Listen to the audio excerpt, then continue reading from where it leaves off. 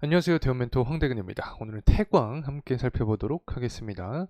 일단은 전일 성광밴드가 자사주 취득을 했다라는 내용이 나와주면서 주주를 위한 정책을 펼친다. 다시 말하면 밸류 프로그램에 동참한다라는 그런 의지를 좀 강하게 보여줬습니다. 성광밴드도 강세에 대한 모습을 보여주었고 금일 성광밴드랑 태광이 밀접한 연관이 있죠. 때문에 태광도 관련된 효과를 받아주면서 상승 탄력 모멘텀을 유지를 해주고 있지 않나 생각을 합니다.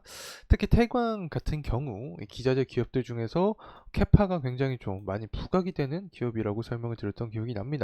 특히 밸류에이션 측면도 봤을 때 다른 기자재 업체들과 비교했을 때 좀 탄탄한 경향이 있다라고 설명을 드렸죠. 그래서 금일 영상을 통해서 다시 한번 이 부분 파헤쳐 보도록 하겠습니다. 자, 우선 탑다운식으로 보게 됐을 때 조선부터 기자재까지 현재 순풍에 대한 시장 환경이 유지가 되고 있는 상황입니다. 그러한 원인에 대해서 함께 좀 파악을 해보도록 하고 이 밸류에이션적인 측면을 봤을 때 차별점이 과연 존재하는가 개인적으로 한번 분석을 해보도록 하겠습니다. 자, 그리고 현재 24년 7월부터 어떤 분위기를 반전시키는 요소들이 계속해서 나와주고 있는데 24년 전반적으로 계속해서 태광이나 뭐 성광밴드 같이 조선업체 그리고 조선 기자재 업체들이 강세에 대한 모습을 보여줄 수 있을지 함께 파악을 해보도록 하죠. 우선은 태광의 이 가격적인 흐름세 보려고 하는데 24년 4월 달을 기점으로 해서 저점을 높여주는 상승에 대한 흐름을 현재 유지를 해주고 있는 상황이다 라고 말씀을 드릴 수 있겠죠. 6월 3일 이후에 사실 한 번씩 이렇게 상승이 나왔을 때 동해 시추 관련된 테마와 엮여주면서 주가 역시 상승 탄력을 받았습니다. 계속해서 비교해서 설명드리지만 성광밴드도 마찬가지로 상승 탄력을 받아준 상황이다 라고 설명을 드렸는데 이 시추 테마가 다시금 형성이 되기 위해서는 실제로 동해를 시추하겠다라는 게 결론이 나야 되고 경제성 있죠. 이 경제성에 대한 입증이 확실히 되면 추가적으로 더 강한 상승이 나올 수도 있다는 점 참고로 말씀을 드립니다. 자, 어쨌든 태광 오늘 좋은 흐름세 유지를 해주고 있다. 성광밴드발 효과가 불고 있다. 자, 이렇게도 말씀을 드릴 수 있겠죠. 실제로 수급적인 측면을 보게 되면 금일 외인가 기관에 매집세가 들어와주고 있는 상황입니다. 전일과 비교했을 때는 사실 금액 자체가 좀 낮은 모습을 보여주고 있긴 하지만 여전히 수급적인 측면으로 봤을 때 긍정적인 어떤 전환점의 시기가 되고 있지 않나 생각을 합니다. 특히 사모펀드 같은 경우에는 7월달 들어서 계속해서 매집에 대한 의지를 보여주고 있고 연기금도 마찬가지로 매집세를 보여주고 있는 상황이기 때문에 하반기 조선주에 대한 어떤 호재성 이슈가 나오게 된다. 조선업의 사이클에 대한 이야기가 나오게 된다라고 하면 태광 역시 관련된 모멘텀 충분히 받을 가능성이 있다는 점 말씀을 드리고 싶습니다. 그리고 재무적인 측면을 보게 되더라도 23년과 비교했을 때 24년 전반적인 컨센 자체가 매출이 좀 떨어지는 모습을 전망을 하고 있긴 합니다. 하지만 25년부터 26년까지 다시금 상승에 대한 모습을 그리고 있는 상황이고 특히 BPS 있죠. 기업의 주당순 자산 가치가 24년부터 26년까지 한 22,000원에서 26,000원 사이 정도를 평균적으로 형성을 전망합니다. 대략 한 24,000원으로 BPS를 생각을 해보더라도 현재 가격적인 구간과 비교를 했을 때 굉장히 좀 괴리가 납니다. BPS 측면은 사실 23년 한창 주가가 강세였던 분위기였죠. 8월달 형성이 되어 있는 이 주가 자체가 기업의 주당순 자산 가치를 좀 의미를 하고 있기 때문에 현재 가격적인 부분과 BPS는 좀 차이가 난다 때문에 밸류적인 측면이 부각이 되고 정부의 어떤 밸류 프로그램이 이슈가 된다고 하면 태광 역시 관련된 모멘텀 받을 가능성이 있다는 점 말씀을 드립니다.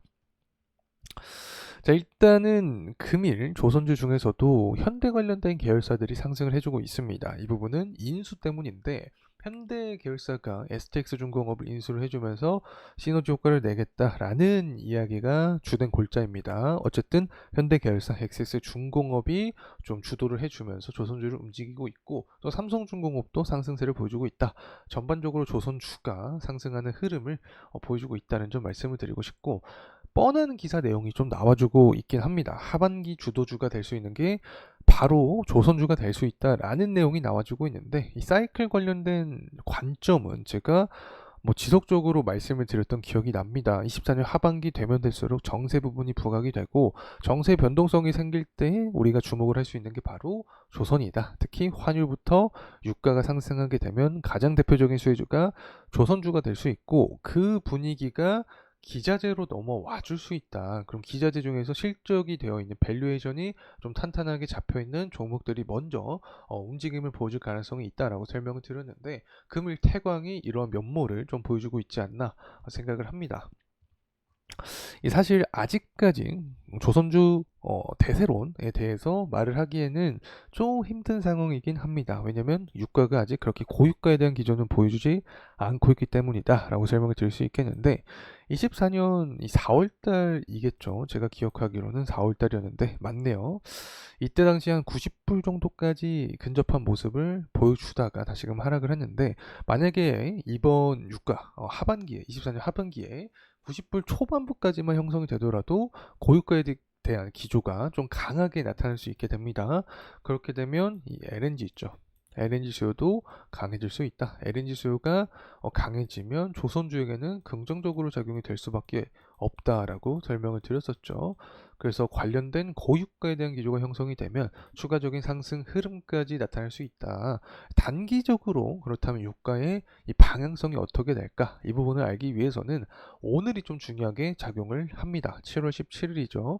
23시 30분에 미국의 원유 재고량 자체가 나오게 되는데 이게 만약에 좀 줄어든 모습을 보여주게 되면 공급이 줄었다. 그만큼 수요가 많았기 때문에 많이 썼다라고 해석을 할 수 있게 되면서 가격 역시 상승하는 흐름을 우리가 예상을 할 수 있게 된다는 점 말씀을 드리고 싶습니다. 또 하나 7월 달에 제가 이벤트가 많이 쫙 깔려 있다라고 설명을 드렸었죠. 7월 31일 이 중국의 제조 지표가 잘 나오는 모습을 보여주게 된다라고 하면 수요 자체가 탄탄해지면서 유가는 상승하고 유가가 상승하게 되면 LNG 수요 증가하니까 태광이나 성광밴드 같은 기자재 업체들도 좋은 흐름세가 유지가 될 수 있다 이렇게 설명을 드리고 원달러 환율도 꼭 살펴봐야 됩니다. 현재 가격대가 1380원의 가격대를 형성을 해주고 있는 상황인데 지금 상황에서 조선업 입장에서 봤을 때 가장 베스트 시나리오는 이 1,400원 구간까지 환율이 업되는 거다라고 설명을 드릴 수 있겠고